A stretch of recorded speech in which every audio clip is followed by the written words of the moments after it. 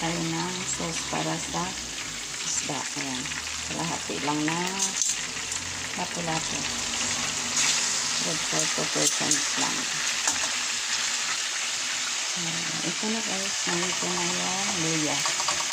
So, ang sangkap na kailangan natin ay luya, tapos bawang, red bell pepper, kamatis, at saka yung leeks. Pero dahil nagmamadali ako guys, pagsamahin ko na lang ito. Ito na yung kakain. Pero kung kayo ang gagawa, dapat ng interval kung ilang minutes.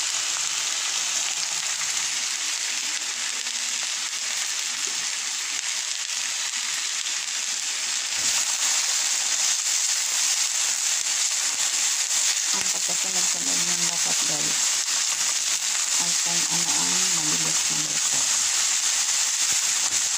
Nagaya ng luya, sunod bawang para mabango, kamatis sa kayong leeks. Dapat meron pa itong guys, red onion, kasi wala tayong red onion. So lagyan ko na ng tubig.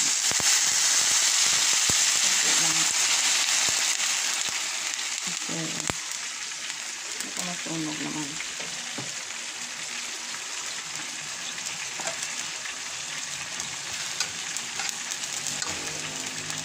Nakita rin natin ang isda na guys. Slow fire lang pag sa isda para maluto sa loob. Kapag biglain mo, hilaw ang loob.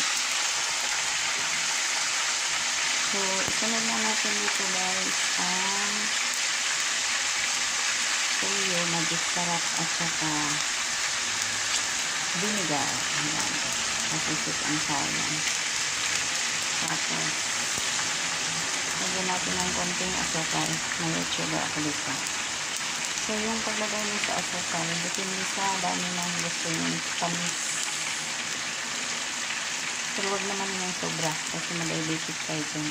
Tapos lagyan na natin yung ground black pepper.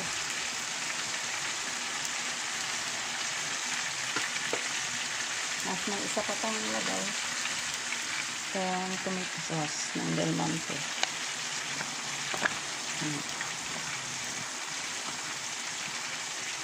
So, tama na siguro yun.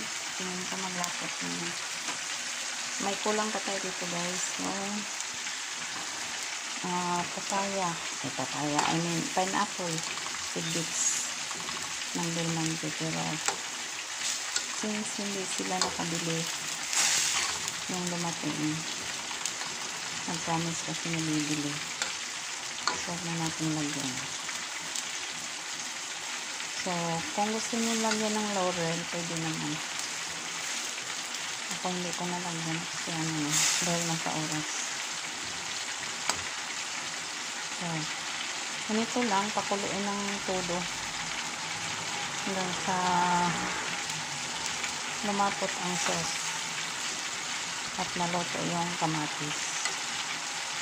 Tapos, iserve na as topping nitong isda.